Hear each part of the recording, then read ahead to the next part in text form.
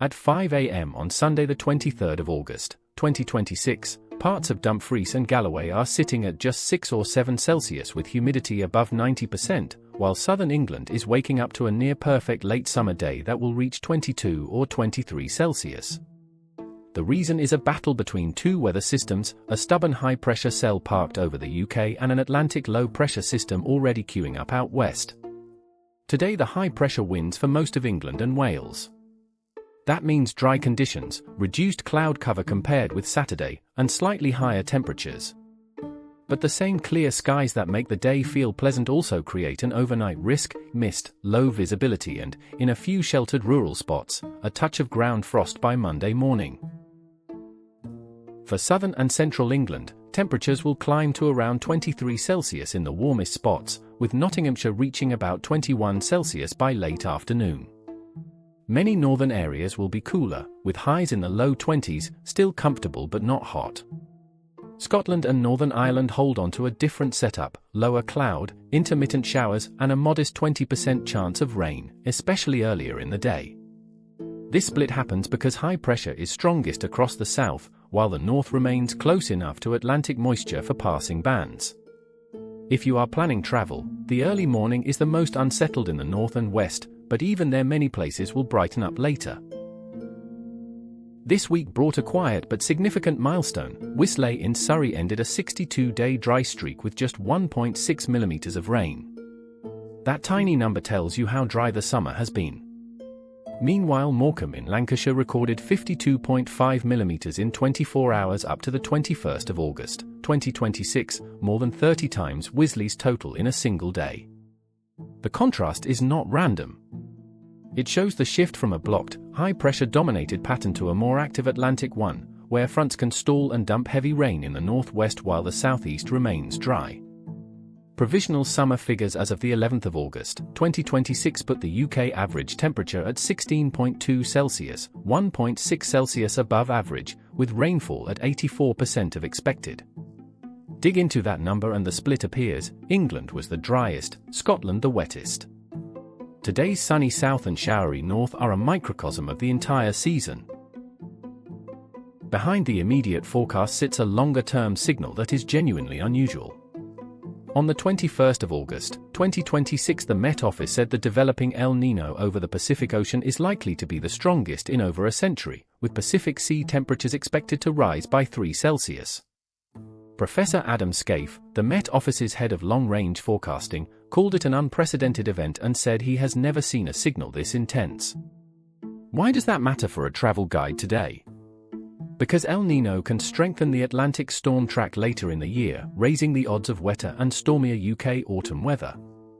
It does not change Sunday's outlook, but it explains why forecasters are not treating this week's shift to low pressure as a normal end of summer wobble.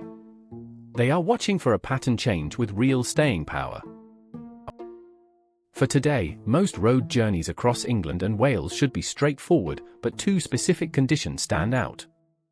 First, early morning cloud and showers in Scotland and Northern Ireland mean reduced visibility on major routes in the north and west, especially before 10 a.m.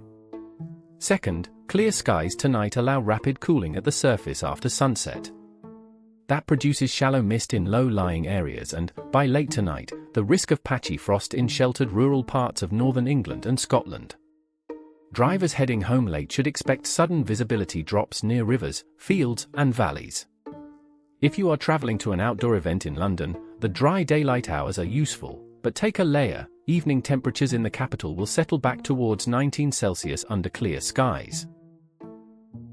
Late August frost is easy to overlook, but the Met Office is explicitly flagging the risk overnight on the 23rd of August, 2026 into Monday. The physics is simple: with high pressure overhead, winds fall light, cloud clears, and the ground radiates heat back into space. In rural areas, that can drop grass temperatures to freezing even when air temperatures remain a few degrees above.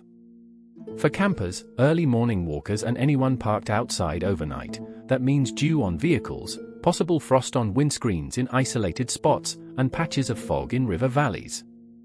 It is not a widespread winter-style frost, but enough to make the first few miles of a Monday morning journey slower. The same process also keeps visibility low around dawn, so allow extra time if you have an early flight or a long commute. The forecast from the 23rd of August, 2026 to the 29th of August, 2026 marks a genuine inflection point. Met Office forecaster Honor Criswick captured the shift precisely on the 22nd of August, 2026, sunny Sunday ahead, then all change. Monday continues the settled theme for much of the UK, but confidence is high that Atlantic influence increases from Tuesday. The Met Office has described the period from Wednesday onwards as becoming more unsettled and changeable, with rainfall potentially above the seasonal average. Wednesday and Thursday look particularly wet, and stronger winds are possible around exposed western coasts and hills.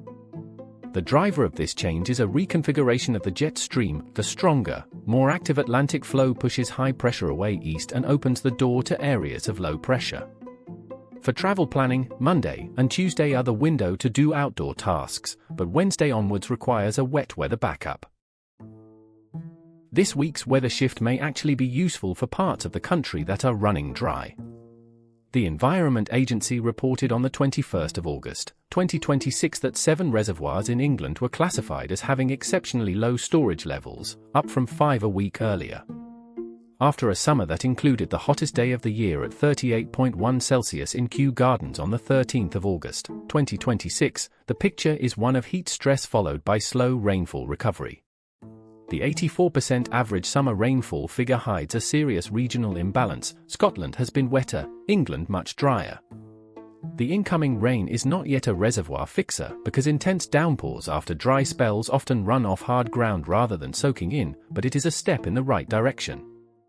For viewers watching in England, that is why the shift to wetter weather is not purely bad news. The bottom line for Sunday the 23rd of August, 2026 is simple: use the dry bright window, but do not trust it to last. Most of England and Wales get a pleasant late summer day with highs around 22 to 23 Celsius and very little rain. Scotland and Northern Ireland stay showery but brighten in places. The real travel caution is overnight mist and isolated rural frost, driven by clear skies and light winds. Looking ahead, the Met Office's major change language is not routine commentary, it is tied to a stronger Atlantic pattern and an El Niño signal that forecasters are calling unprecedented. So the sensible plan is to treat today as the best day of the week for long drives, outdoor events and outdoor work. If you are traveling later in the week, check the forecast again before Wednesday and expect rain gear to become essential. That is the analysis behind today's UK weather and travel guide.